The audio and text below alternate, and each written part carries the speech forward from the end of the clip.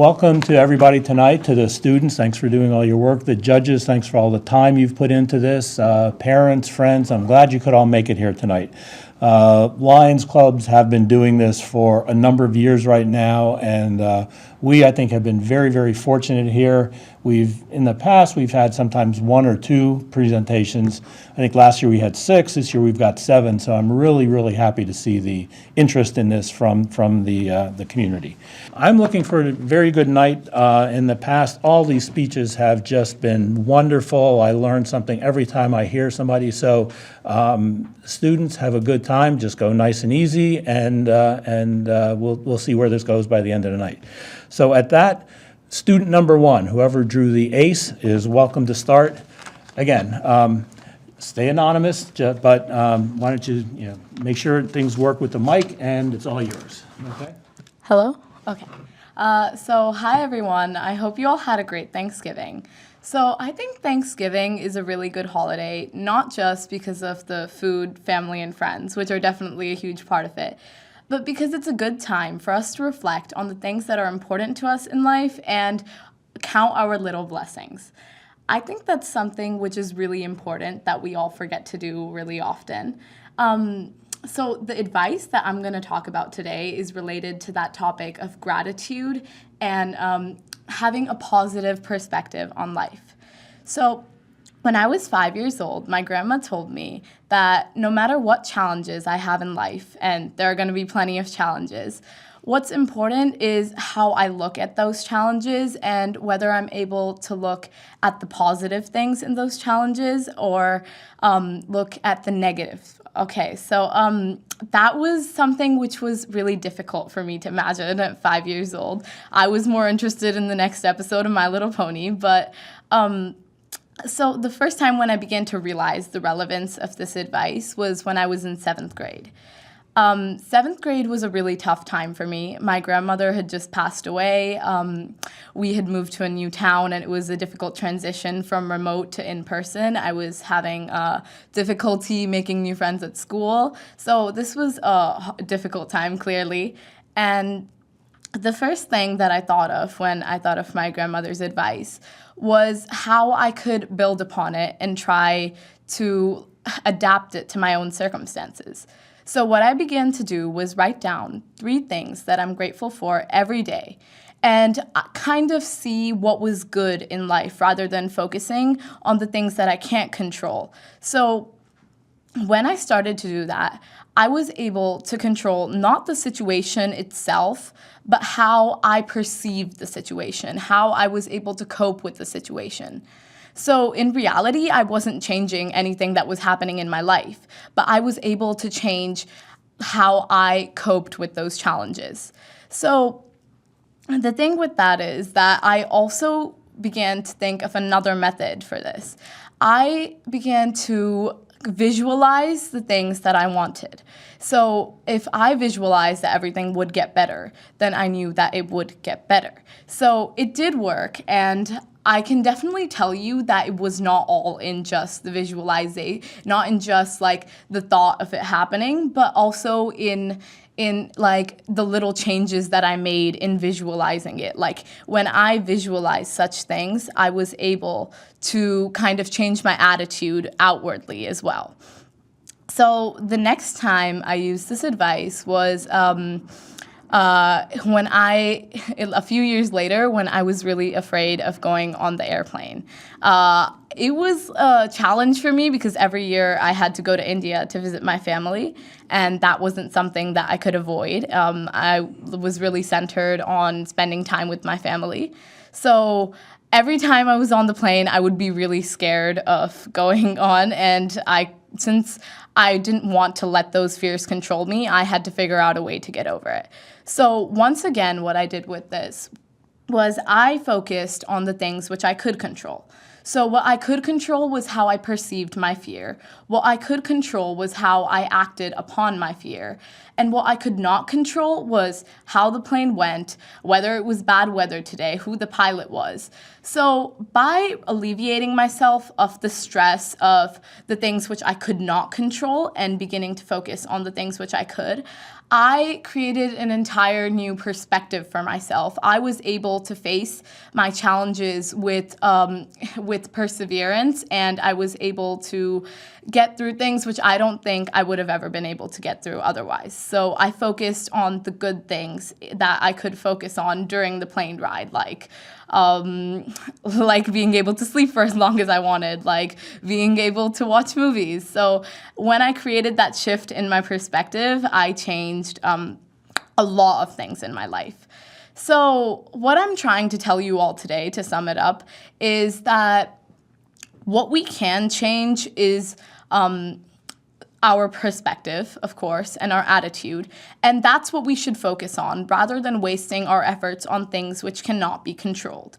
We should be happy for every little thing that we have and be able to see the half glass full rather than the half glass empty. So what I'm going to ask you guys to do when you go home tonight is write down 3 things that you're happy for. I think that's something which created a change in my life, and it can create a change in your life too. Thank you so much for giving me your time today. Good night. Okay, very good. We're on to student number 2. Again, take 2 seconds just to make sure everyone can hear you, and then I'll get out of the way. Hello, judges. Dolly Parton once said, "If you don't like the road you're walking, start paving another one." At the age of 16, there's still a lot I don't know about myself and the road I'm walking. But what I can tell you is that for me, movies have played a large role in what road I've chosen to take. So naturally, when trying to think of advice that can be given the title Best I've Ever Received, it took me all of 2 seconds to realize that despite the truly amazing people around me, that no advice I'd ever received from them stood out clearly in my mind. So I looked to the movies. And that's when I realized that the best advice I'd ever received was from the 2018 Netflix film Dumplin', based off of Julie Murphy's book of the same name. And I hope that in the next 5 minutes you can understand just how much this movie and book mean to girls, people, and women like me who just sometimes need that little reminder that we are beautiful and strong just the way we are. I first saw Dumplin' when I was 11 years old. I had just started middle school, and with that new independence, my own Netflix profile, and the desire to stay up past 8:30, I came across the movie that would give me the confidence I didn't know I needed. And to this day, I really can't remember what drew me to pressing play, but all I know is that I'm very, very glad I did. So for those of you who don't know, Dumplin' centers around the life of a teenage girl named Willowdene, or Will for short. As a self-proclaimed fat girl, Will's life in her small rural Texas town is far from easy, especially considering the recent death of her closest confidant, her Aunt Lucy. So throughout the movie, Will struggles with her issues with body image and self-confidence, while also combating bullies, her mother's disapproval, and the terrible nickname she's been called her whole life, Dumplin', which for her is a constant reminder that she's just not good enough to fit in the world that her mother, the ex-beauty queen turned pageant director, believes she should. With her aunt gone, Willowdene desperately wants to find a way to feel connected to her again. She finds that in signing up for her mother's Miss Teen Blue Bonnet pageant as a protest in heels against the old-fashioned and patriarchal ideals that have been present in the town for decades in solidarity for her aunt who never felt welcome enough to participate. With Dolly Parton's music, her famous sayings, and inspirational drag queens carry Willowdene to self-acceptance as the movie goes on. Alongside her new friends, Will fights to change her small part of the world and make it more inclusive for people of all body types. Together with many trials, tribulations, and Dolly's wise words helping them along the way, they all make their experience in the pageant as one to remember. But at the same time, Willowdene struggles with her self-image and confidence as her potential romantic interest tries to make her believe that he loves her, an argument with her best friend, her mother becoming more distant. With all of this, Will shelters herself from any possible further disappointment. At a particularly low moment, Will says, quote, "I've played pretend my whole life. I don't know when, but a really long time ago, I decided who I wanted to be, and I'm acting like her, whoever she is, since. But I think the act is fading, and I don't know if I like the person I am beneath it all. I wish there was some kind of magic words that could bridge the gap between the person I am and the one I wish I could be, because the whole fake it till you make it thing is just not working for me right now." It's at this moment when Willowdene breaks down and realizes that for her to improve her life, she needs to accept all that she cannot change and learn that she is worthy of a love and attention. She says, sometimes figuring out who you are means understanding that we are a mosaic of experiences. I'm Dumplin' and Will and Willowdene. I'm fat, I'm happy, I'm insecure, I'm bold. So hearing this at the age of 11 just about changed my life. I felt that deep in my bones. It was like validation that I can feel all these emotions, and that's okay because it doesn't change who I am, but in fact makes me strong. Because you know what? I learned I'm me, and a sister and a daughter. I'm far from skinny, I'm strong, I'm insecure and smart, but above all else, I'm happy. Because like Dolly used to say, the way I see it, if you want the rainbow, you gotta put up with the rain. If I want to be happy and live my life to the fullest, I have to accept all the things I cannot control. There's always going to be bad days, bad moments, and experiences. But when I power through that and say I am worthy and meaningful, and anyone who doubts me is not worthy of my time, that is when I live without regrets. So to say this movie changed my life would be an understatement. It sounds like an exaggeration right now, and it's kind of crazy, but hearing that no matter what I look like, no matter how I view myself, I have the right to be happy and embrace everything about myself, no matter what anyone else thinks. So in case you're interested, after this moment, Willowdene's life turns around. With the help of her new friends, an inspirational drag queen she had met earlier in the movie, she forgives her mother, reunites with her best friend, says yes to a date with her romantic interest, and blows the crowd away at this pageant with her confidence, beauty, and Dolly Parton's song, Here You Come Again. So let's just say for me, there are definitely tears at the end. So to put it simply, the best advice I have ever received was the same given to Willowdene by Lee, her drag queen fairy godmother. Figure out who you are and do it on purpose. Now imagine if you just jump right in. 10 giant steps forward. Part Dollyism and part pure inspiration from a person that has lived their life free of judgment. This quote encapsulates the movie perfectly. Because in the end, it really is just a movie about a girl who doesn't think she's good enough for anyone, learning to accept all that she cannot change, and transforming into a fierce, powerful queen of a young woman. Because to me, that is my life story, or at least how it's been these past few years. But who knows what it'll be in 5, 10 years, or even tomorrow. Because that's the beauty of life. There are highs and lows and moments that have the potential to truly change your life. And good advice, it can apply to any point in your life and still hold immense meaning and truth. So when I'm struggling or when I'm smiling, I can remember that I am who I am. I am powerful, ambitious, and kind, and I'd say a pretty awesome person. And I'm going to be that girl. No reservations or questions. I know who I want to be, and I'm just going to do it on purpose because life is too short to let other people dictate your life. In the book version of Dumplin', Julie Murphy writes, I think you got to be who you want to be until you feel like you are whoever it is you are trying to become. Sometimes half of doing something is pretending that you can. So my final words to you are simple. I am 100% pretending I am that girl I've described to you. Because at the end of the day, I'm still just a 16-year-old girl giving you a speech describing all the ways I see my life turning out. But all I can do in this moment is hold these words close to my heart, put one step and one foot in front of the other, and give it my all to make it happen. Thank you.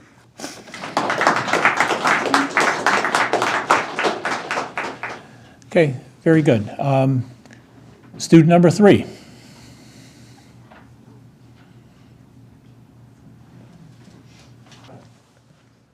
Good morning, everyone. Today, I intend to share with you my thoughts on the best advice I ever received. Seeking advice can help tap into the wisdom and knowledge of others. The right advice can steer us in the right course of life, help gain us newer perspectives, and broaden our horizons. The best advice I ever received was from my mom, and it was to focus on self-improvement. Self-improvement is the ability to make oneself better. It is about assessing one's skills and qualities and setting achievable goals. Igniting the flames of transformation is essential to personal growth. As Maya Angelou once said, do the best you can until you know better. Then when you know better, do better. Self-improvement is very important because it can help people become a better person. Without self-improvement, one would be in the same place and can never achieve their goals. Haven't we all had a time when we felt the need to improve ourselves, but didn't know where or how to begin? Though initially it might seem confusing and unattainable, but self-improvement can be brought about by making conscious decisions centered on setting realistic goals and developing positive habits. Creating small goals, learning something new, seeking feedback, adopting a healthier lifestyle, and changing your mindset are some of the many ways by which one can attain self-improvement. For a long time, I struggled with reading, writing, and public speaking. Each of these areas seemed like insurmountable obstacles for me, filled with self-doubt and a fear of failure. I was always the person who was shy in class presentations, avoided reading aloud, and dreaded writing anything that might be critiqued. But as I grew older, I realized that these fears were holding me back from my true potential, and so I set out on a journey to overcome them, step by step. I remember how much I struggled with picking up books. I had trouble focusing for long periods and often felt overwhelmed by the volume of information and the complexity of the text. To tackle this, I set small, manageable goals. I started with short articles or stories and gradually worked my way up to longer books. Over time, my habits stuck and my confidence grew. What I feared was simply a lack of practice and patience, which I could overcome with consistency. Speaking of writing, I gave myself permission to make mistakes. In time, I became less afraid of putting words on paper and more focused on communicating my ideas clearly. The more I wrote, the easier it became to refine and improve my draft. And soon, I started to see my voice come through. Public speaking, however, remained my biggest fear. Even the thought of standing in front of a group made my heart race. I avoided public speaking situations whenever possible, but I knew I had to face this fear if I wanted to grow. I started doing emceeing at some gatherings. Over time, I learned that the key wasn't in being perfect, but in being authentic. And here I am, on this day, standing before you and sharing the story of my self-improvement journey. Looking back, it's clear to me that self-improvement isn't about suddenly becoming perfect in every area. It's about showing up consistently, being kind to yourself in the process, and pushing through the fear that holds you back. While I still have moments of doubt, I learned that fear is often a sign that you're on the edge of growth, and that realization has made a lot of difference in my journey. We are all works in progress, and it takes effort and dedication to grow and evolve in a positive direction. Creating small and attainable goals is a way to enforce self-improvement. In the pursuit of a worthwhile life, embarking on a journey of self-improvement is a testament to the innate human desire for success. In conclusion, self-improvement is not a destination, but a continuous journey. A journey of discovering and becoming the best version of yourself. It's about progress, not perfection. Every step, no matter how small, that brings you closer to your true potential. Remember, if I can do it, then you can do it too. So take that first step today and let your journey of transformation begin. Thank you all so much for being here today.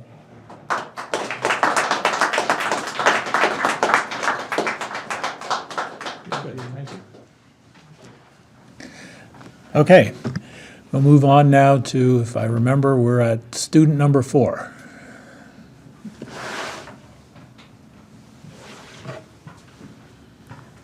Throughout our lives, we encounter countless faces. 8 million, they say. And while we may only know a fraction of them, about 80,000 or so, every one of those people leaves an imprint on us. They share stories, offer advice, and sometimes, without even realizing it, they shape who we are. Some advice is good, others is bad, and some decent enough to pass. But the good ones, the ones that truly resonate with us, they stick. They become a part of who we are, shaping us every day until we realize they've made us the person we've become. Writing this speech, I struggled to choose the right one, to which I realized there isn't a right piece of advice or even a right way to give advice. And yet, when I sat down, 2 pieces of advice lay in the forefront of my mind. Advice I've carried with me for years. Advice that has not only shaped who I am, but became a part of me. The first one, if it won't matter in 5 years, don't spend more than 5 minutes worrying about it. For most of my life, I was a perfectionist. Not because I wanted perfection for myself, but because I wanted to live up to others' expectations. I thought that to be valued, I had to be everything to everyone. I wanted to live up to others' expectations. I found myself overwhelmed, saying yes to every organization, every event, seeking validation in every direction. Until one of the adults in my life came up to me and told me this. This one sentence changed the way I acted. I began to do things that made me happy.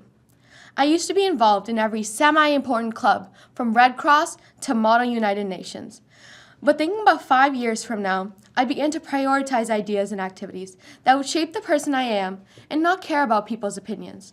From seeking external validation to focusing on what truly resonates with me and my aspirations, this sentence shows how far-stretched some of our worries can be, and the energy we often waste on things that ultimately don't matter in the long term. The second one is things turn out best for the people that make the best out of what we've got. People always talk about how individuals with money are lucky, how they were born into a rich family, and if given the same circumstances, they would reach the same level of success. Circumstantial situations can impact a person, but regardless of circumstances, if a person does not believe that there is some good in every action they take, they ultimately take themselves down a rabbit hole. But here's the truth. Everyone faces obstacles. The difference is the successful people choose to focus on what they can control, on the actions they take no matter their starting point. Many successful people, be Selena Gomez, Jay-Z, or even Jim Carrey, who have worked their way up and have gone through rock bottom and climbed up again. This only happened because they believed and made small goals that worked toward bigger achievements. Maybe their circumstances hurt or helped them, but never to the extent of a positive attitude, which drives an individual to be the best they can be. Whether it be a simple thought or accepting a win, big or small, this is what drives big people to become bigger people. These two lines would be the first and last lines if I were to have a book written about me. Without these lines, the book wouldn't be complete, because these lines may be strings of words to any other person. But for me, these lines are me. They are my values and ethics. From these sentences branch the ideas I stand up for, and in turn, the people I stand by. I have heard and received advice from every person I've ever gotten to know. And I think these two lines stuck with me because they apply to every situation. That is why advice is never a one-time thing. The best kind of advice changes your life. And though it may sound corny or cliche, it really does change you. And that is why words are stronger than actions. Words can break what sticks and stones can't. But in the same way, words can heal what material objects cannot. So, as I stand here in front of you, I realize that advice is never a one-size-fits-all. It's personal. It evolves. But the best kind of advice, it doesn't tell you what to do. It helps you see the world a little clearer and supports you to be a little better every single day. And it is this force that drives me to strive to do better every day and not only bring myself up, but bring my community around me up too. And with this, I leave you and hope that each of you will find your sentences or phrases that resonate with you and inspire you as much as these sentences have inspired me. Thank you.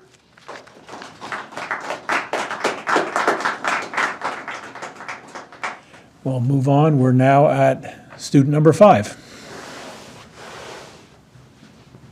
Every successful person we admire today shares a common trait. They do not allow obstacles to deter them.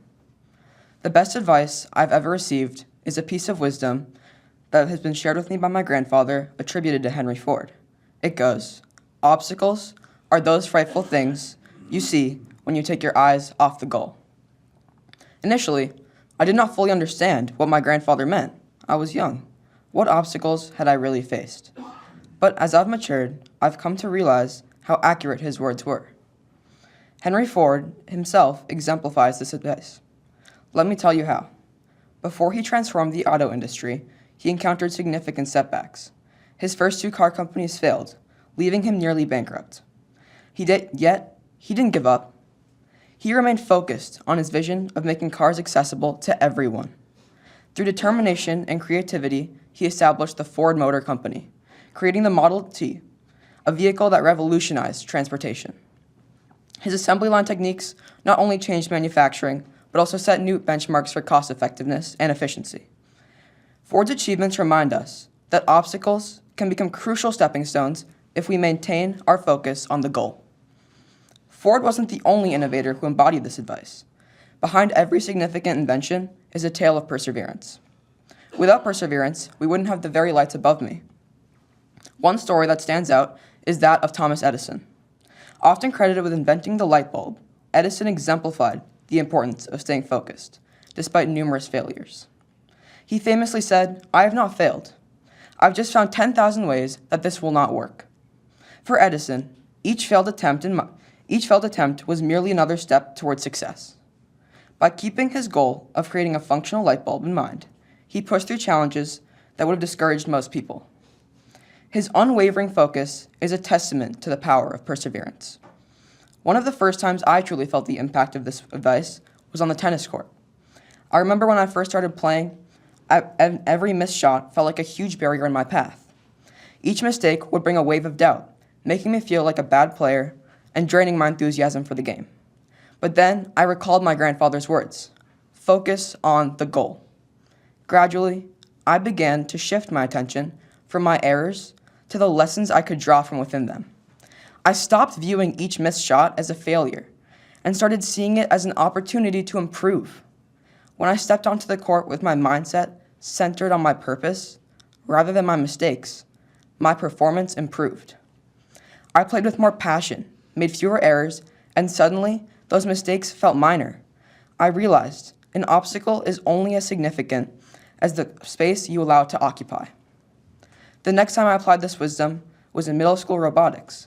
When I joined a robotics team, I had no idea what to expect, as I had no previous experience in the field.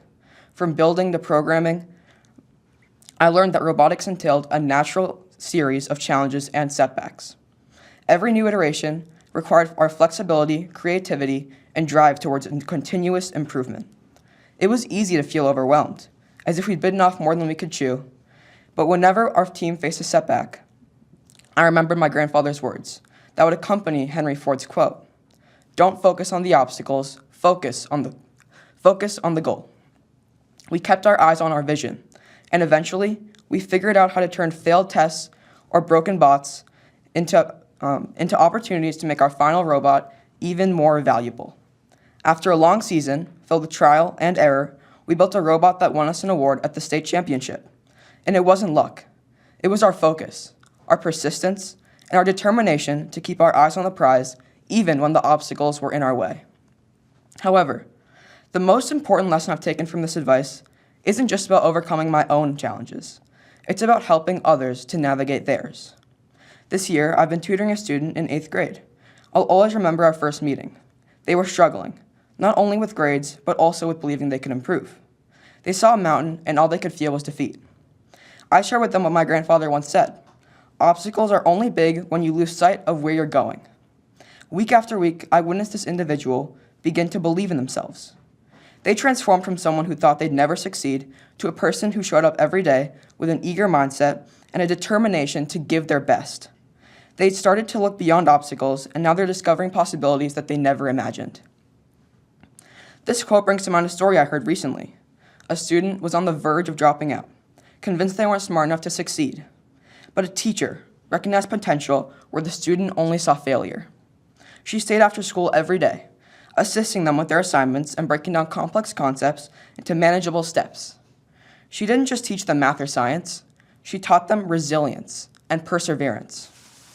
By believing in them and reminding them of the goal to graduate, the teacher helped the student transform from the brink of quitting to proudly walking across the stage with their diploma in hand. Sometimes, all it takes is someone who refuses to let you give up. All the teacher needed to do was take a chance on the student and help them see beyond their obstacles to reach their full potential. Thus, my grandfather's advice has taught me this. Our lives will be filled with obstacles. Sometimes they'll be as minor as a missed shot, and other times they'll feel as daunting as climbing Mount Everest. But if we keep our vision close and stay focused on what truly matters, then no obstacle can hold us back.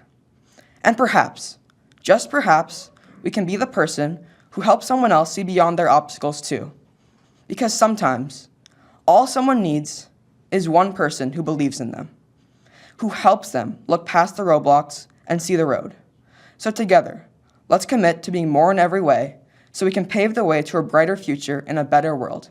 One person at a time, we must celebrate our ability to make that difference. As we encounter challenges in our lives, let's keep this in mind. Obstacles are a part of life, but they don't define who we are. It's our vision, our determination, and our belief in ourselves and in each other that truly shape our journeys. One of the greatest gifts we can offer is to help someone else see beyond their challenges. Be the teacher who motivates a struggling student. Be the friend who encourages someone to try again. Be the person who, with a few kind words or a small gesture, helps someone rediscover their purpose. When we lift others up, we elevate ourselves as well. By focusing not just on our individual goals, but on the shared goal of creating a better world, there's no limit to what we can accomplish. That's how we create a brighter future, one step, one moment, one life at a time. Thank you. Okay, moving on, student number 6.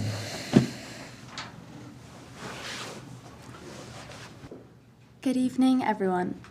I'm truly grateful to have the opportunity to speak in front of you all today and share a piece of guidance my parents passed down to me. My mother had immigrated from Ukraine and my father from Guatemala, both seeking new possibilities. They came with minimal financial support, but an abundant amount of drive and perseverance. They had overcome difficulties such as language barriers, financial situations, and marginalization. Eventually, my brother and I came into the picture, and we were blessed to acknowledge the privileged life brought to us solely by the dedication of our parents. Through their experiences, they inspire me, but the best piece of advice they ever gave me was to prioritize the importance of constantly having a hunger for achievement and expanding success. Their stories of diligence, conquering obstacle after obstacle, minor setbacks to major impediments are often retold in our family. My family never shies away from instilling in me that hard work is valuable. The idea that settling for defeat reflects the potential I believe I have is ingrained in my mind and motivates me constantly. A quote I hold very dear to me was once said by Antoine de Saint-Exupéry. He declared, "A dream without a plan is just a wish." I strongly agree and believe that without drive, your car won't go anywhere. You don't earn anything from wanting it, and you won't succeed by yearning for it. Easier said than done, as most things tend to be. Many may be thinking at this very moment, who am I to be preaching the same message that someone could read off of any poster in a school hallway? Well, before anyone is quick to dismiss me, let me tell you this. The difference a fresh mindset offers somebody can often be enlightening. This piece of advice could be applied to any success story. Taylor Swift is the first billionaire solely from making music. She achieved it because she was devoted and consistent while receiving constant backlash. Women who fought for decades, we thank now for the ability to exercise our rights. They persevered and achieved their goal out of commitment despite the discouragement of a male-dominated world. We call ourselves citizens of this country because of our founding fathers' diligence.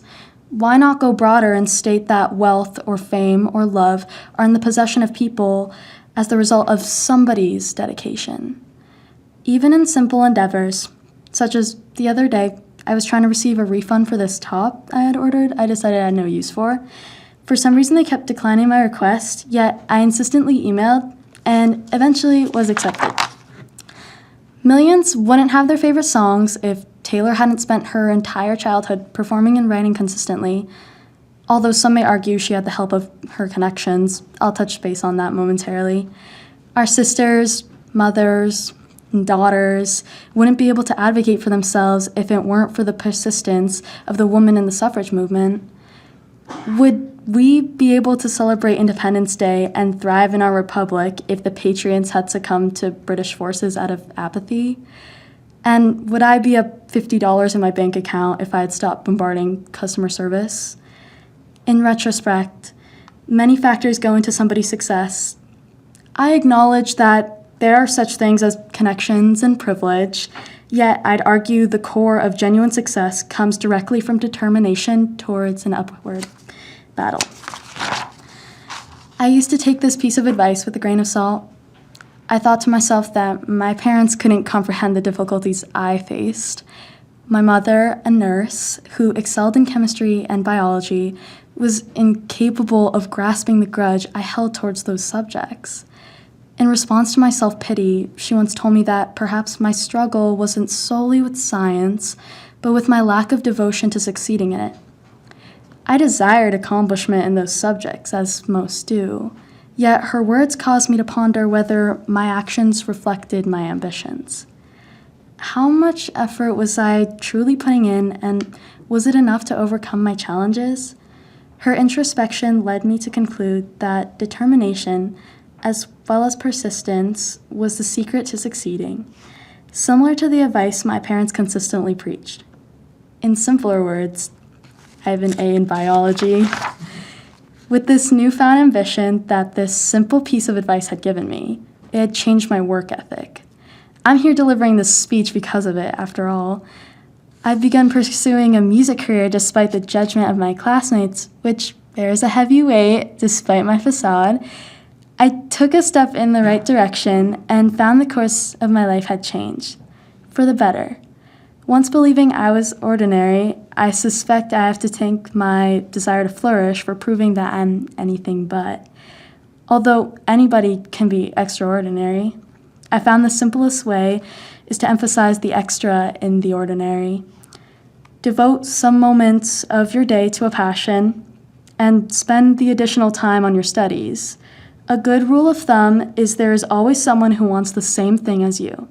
The difference is who proves they want it more.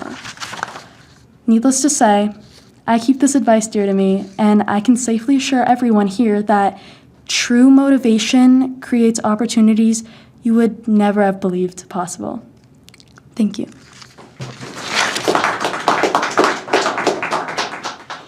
Okay, ready for student number 7. Check out the mic and you're all good. What if I told you that the most important relationship you'll ever have is the one you have with yourself? See, when I first heard about the topic for this contest, the best advice I've ever received, I thought back to that exact thing I just said. It's true, isn't it? We spend so much time trying to meet other people's expectations and to fit into molds that weren't really even truly made for us, that we simply forget how to be ourselves. See, advice isn't always a dramatic light bulb moment, like in the cartoons we watched growing up where there would be a light bulb that grew up over somebody's head when they had a spontaneous idea. Sometimes it's quiet, something that lingers in the back of your mind until you most need it. For me, this advice that sticks as a constant reminder for whenever I need it is stay true to who you are. Find what you love and make that your world. At first, it sounds simple, maybe even obvious, but the truth is, staying true to yourself can be one of the hardest things you could do. And it's something I've had to learn the hard way. Growing up, I was always chasing something, and I was told as a baby that I was called a quote-unquote runner. And with that, I've always had a deep love for soccer, cars, and playing creativity. I play soccer not just because it's fun, but it makes me feel alive, and it connects me to something bigger than what I am. Soccer's taught me discipline, teamwork, and how to truly put up a fight for something you care about and something you love. And it wasn't just a game to me, it was what I consider home. Then there are cars. To me, cars aren't just machines, they're art. And I'm sure some of you out there think the same. The way that they're designed for speed, power, and overall just their design has always fascinated me. They represent innovation and freedom, and I even dream of becoming an engineer one day where I would design something incredible. In fact, I remember even writing down on my little whiteboard when I was a little third grader with the big question, what do you want to be when you grow up? That I want to be a Lamborghini mechanic. And I know that isn't really a role. I mean, it would be engineer, whatever it is. And from there, my ideas have grown on what I want to be. And, even now being closer to that than ever, I still am not 100% sure what I want to be. And that's where my doubts start to creep in. And earlier this year, I faced one of those doubts when I tried out for my soccer team. I played soccer for my entire life and had played soccer for the last 2 years for the high school. So making the team felt like it should be a given, but it wasn't. When I didn't make the team, it felt like a part of my identity was taken away. Especially when my friends would ask, "Did you make the team?" And I was forced to say no. And then I started to wonder, if I'm not a soccer player, who really am I? That rejection shook me and forced me to ask myself a much larger question. Why do I do the things that I love? And that's when I realized the answer. I don't play soccer for the recognition or the approval. I play because it's a part of who I am. And I wasn't going to let one setback take that away from me. So I kept playing with friends at pickup games and even alone in my basement or backyard or wherever there was something to kick around. I played it because I loved it and not because anybody else needed to validate it.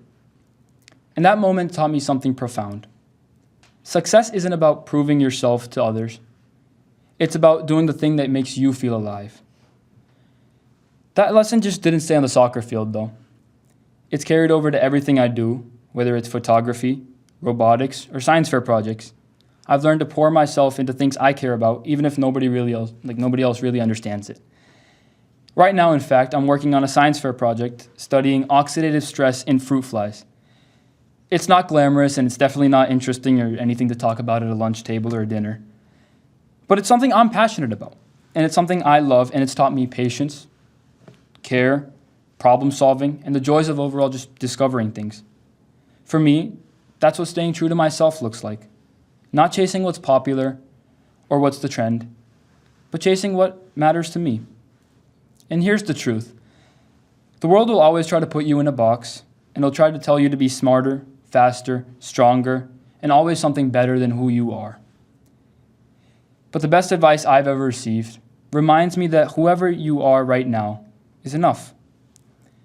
Staying true to yourself doesn't mean you won't ever fail or have tough moments in life. And honestly, there have been moments where I even question myself, where I wonder whether my passions and me sticking by that is even enough. But every time I've stayed true to myself and to what I believe and love, it's brought me back to myself. It's reminded me that the things we care about and the things that light us up are what make us who we are. So my challenge to you is this. Ask yourself, what do I love?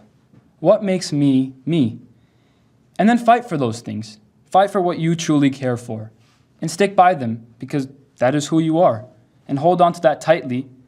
And because, again, those pieces are the ones that nobody else can take away from you. In the end, in my short 16 years on this earth, I've realized that life isn't about meeting anybody else's expectations. It's about showing up fully as yourself, with your passions, your quirks, and your dreams. Because when you do that, you don't live a life that's successful. You live a life that's yours. Thank you.